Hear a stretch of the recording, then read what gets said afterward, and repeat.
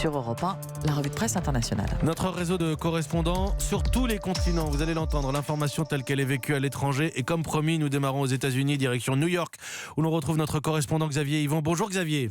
Hello Mathieu, bonjour à tous. De l'autre côté de l'Atlantique aussi, le départ de Harry et Meghan passionne la presse. Oui, et surtout les tabloïds comme le Daily News qui titre sur le sommet du Mexit ce lundi un powwow avec toute la famille royale, explique le journal, reprenant un terme indien utilisé en argot pour parler d'une réunion importante.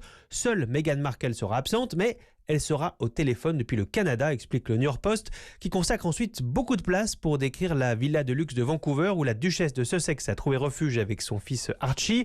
Une maison à 14 millions de dollars, nommée 1000 fleurs, en front de mer, 1000 mètres carrés avec même un four à pizza. Propriété mise à la disposition du couple royal par le milliardaire canadien Frank Giustra, révèle le New York Post, un homme d'affaires controversé et proche des Clinton.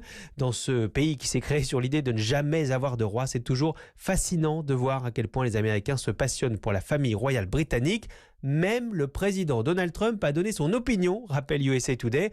Il a trouvé cela triste pour la reine, je cite, qu'il respecte tellement. Merci Xavier Yvon, notre correspondant à New York. Sébastien Le Belzic est en Chine. Bonjour Sébastien.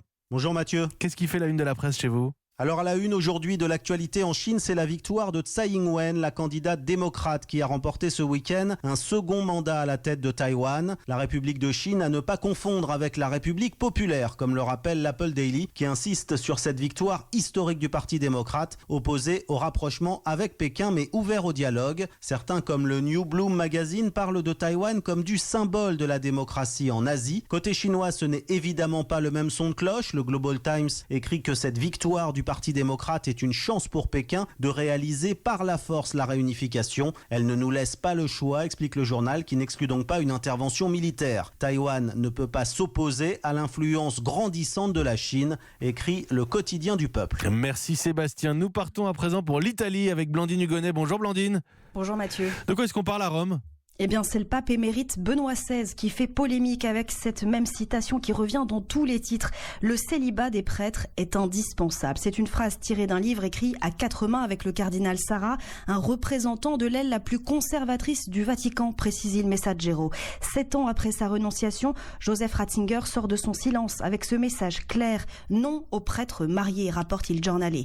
Cette mise en garde, c'est une réaction à une ouverture possible de son successeur, fait remarquer la Repubblica, même si ce n'est pas encore validé. Officiellement, le pape François pourrait autoriser cette année les hommes mariés à devenir prêtres. Je ne peux pas me taire, riposte le pontife allemand dans ce livre qui sort le 15 janvier.